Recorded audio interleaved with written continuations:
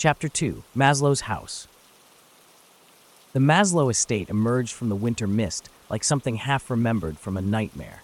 Perched on a hilltop surrounded by naked, grasping trees, the Victorian mansion loomed against the darkening sky, its windows like vacant eyes. The weathered facade might once have been white, but decades of neglect had stained it the color of old bones. "Jesus," Ethan muttered as Harold guided the station wagon up the winding gravel driveway. "Been here since 1890, Harold said, his gnarled hands gripping the steering wheel. "Victor's grandfather built it. Used to be the grandest house in the county." The station wagon rattled to a stop before a set of wide stone steps leading to a wraparound porch. Up close, the decay was even more apparent: peeling paint, sagging shutters, ivy strangling the brickwork like arthritic fingers. "Doesn't look like anyone's lived here for years," Ethan said. He couldn't help calculating what a place like this might be worth, even in its deteriorated state. Probably millions, enough to erase his debts 10 times over. The irony wasn't lost on him. Here he was, broke and desperate, hired to catalog the possessions of a man who'd owned a mansion he'd let rot around him. Harold's mouth twitched into something that wasn't quite a smile. Mr. Maslow wasn't much for upkeep toward the end, kept to himself, just him and his books. He tapped a bony finger against the steering wheel. And his writing. What kind of stuff did he write? Horror, right? Nasty business, his books. Harold's eyes narrowed. People around here, they don't speak his name if they can help it, had ideas that ought to have stayed in his head. He turned to Ethan with sudden intensity. "You watch yourself in there. Some stories write you back." Before Ethan could ask what that meant, Harold was already out of the car, shuffling toward the trunk to retrieve Ethan's bag. Ethan followed, the gravel crunching beneath his feet. The air smelled of wet earth and something else, musty and faintly metallic, like old paper and ink. Harold produced a ring of ancient iron keys that jangled discordantly as he approached the front door. "Power's on, water too, phone works for local calls." He inserted an ornate key into the lock. "Got the place stocked with groceries like they asked. Libraries through the main hall, east wing." The lock turned with a sound like bones breaking. Harold pushed the door open, and the house exhaled dust when he opened the front door. It didn't welcome him. It endured him. "I'll be back in 2 weeks, Harold said, handing over the keys. "Unless you call sooner." "You're not staying?" Ethan asked, suddenly reluctant to be left alone in this mausoleum. Harold shook his head. "Don't sleep here. Not anymore." He nodded toward the interior. "Family wants a full inventory of the library. Everything cataloged. You need anything. My number's by the kitchen phone." With that, he turned and walked back to the station wagon, leaving Ethan alone on the threshold with his duffel bag and a ring of keys that felt unnaturally cold against his palm. The front door opened into a grand foyer with a sweeping staircase. Ethan stepped inside, and the floorboards groaned beneath his weight. A crystal chandelier hung overhead, shrouded in cobwebs. The wallpaper, once elegant, had peeled in places to reveal the plaster beneath. To his right, through an archway, he could see what must have been a formal dining room. To his left, a parlor with sheet-covered furniture. He set his bag down, and the sound echoed through the empty house. Despite the obvious neglect, there was a strange sense of expectancy about the place, as if the house itself had been waiting for someone to arrive. "Hello?" Ethan called out, immediately feeling foolish. His voice came back to him, hollow and diminished. The silence that followed felt somehow deliberate, as if the house were holding its breath, watching him. Following Harold's directions, he made his way through the main hall. His footsteps echoed on the hardwood floors. The east wing opened into what must have been the estate's pride, a 2-story library that took Ethan's breath away. Floor-to-ceiling shelves lined every wall, packed with leather-bound volumes. A spiral staircase in the corner led to a wrought iron gallery that circled the upper level. Tall windows looked out over the grounds, though the fading daylight barely penetrated the grimy glass. 2 overstuffed reading chairs faced a massive stone fireplace.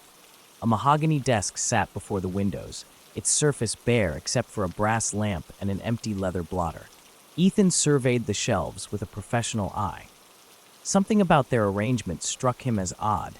The books appeared meticulously organized in some sections, while others showed signs of recent disturbance. Several volumes sat at slight angles, protruding beyond their neighbors, as if hastily replaced.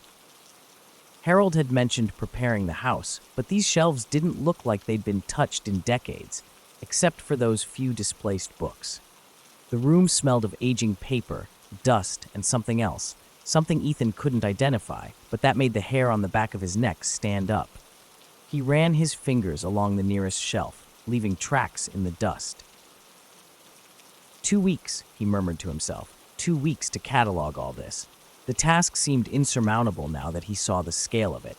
There had to be thousands of books, not to mention whatever manuscripts or papers might be stored in the desk drawers or cabinets. A hollow tapping sound drew his attention.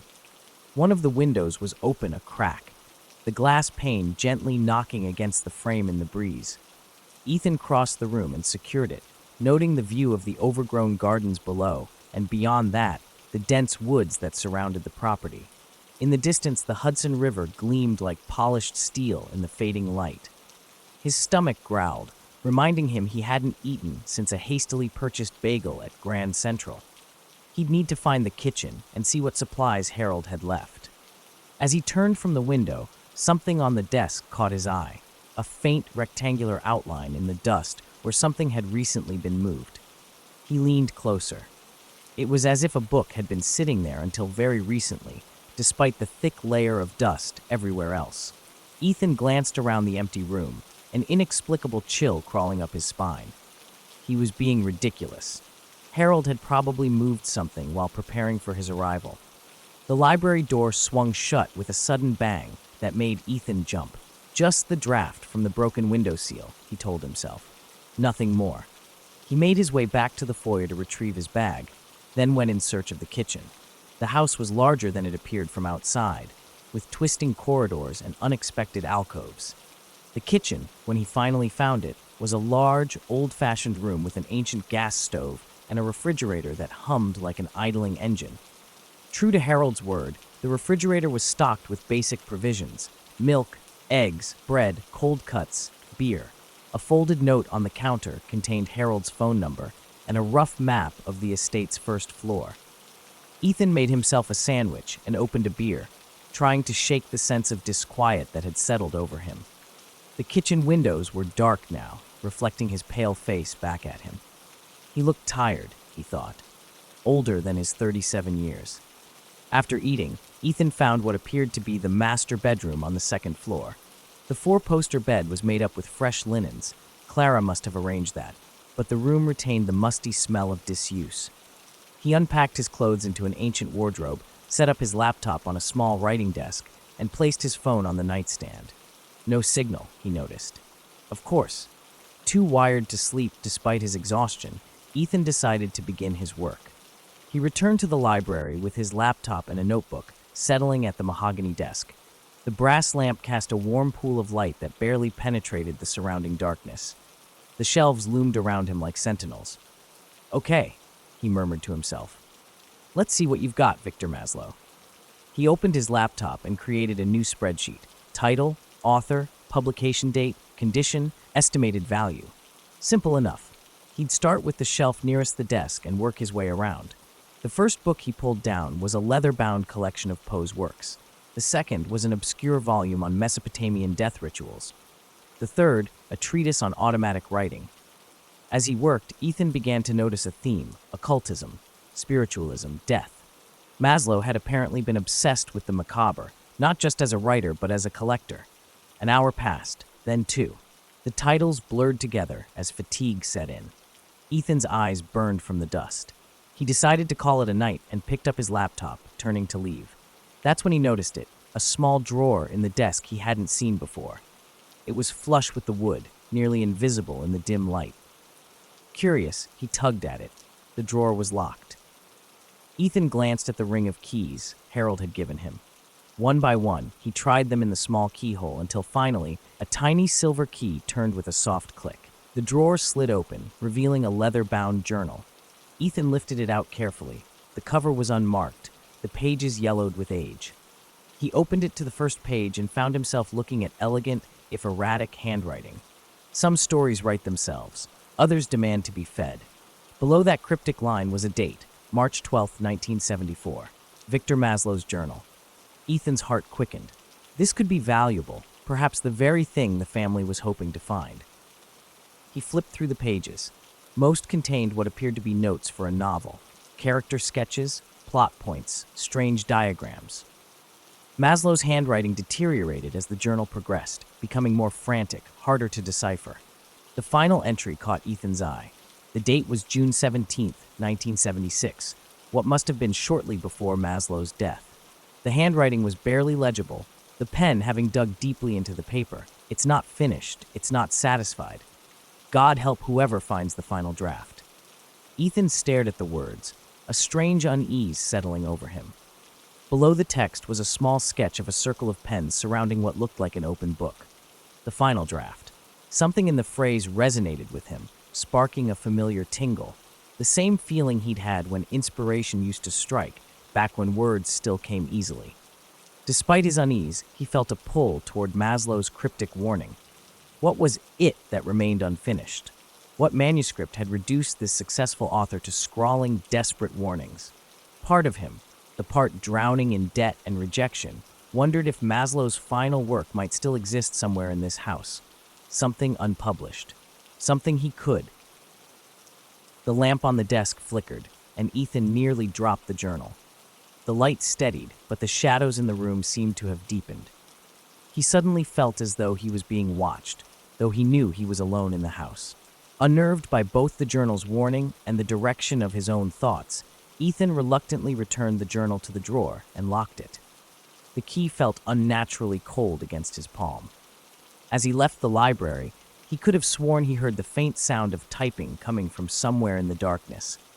But when he paused to listen, there was only silence. The bedroom felt cold when he returned, despite the radiator clanking in the corner. Ethan changed quickly and slid beneath the heavy quilt. The old house creaked and settled around him like a living thing adjusting to his presence. His last thought before drifting into an uneasy sleep was of Maslow's final journal entry. It's not finished. It's not satisfied. In his dreams, Ethan heard the distant clatter of typewriter keys, growing louder as the night wore on.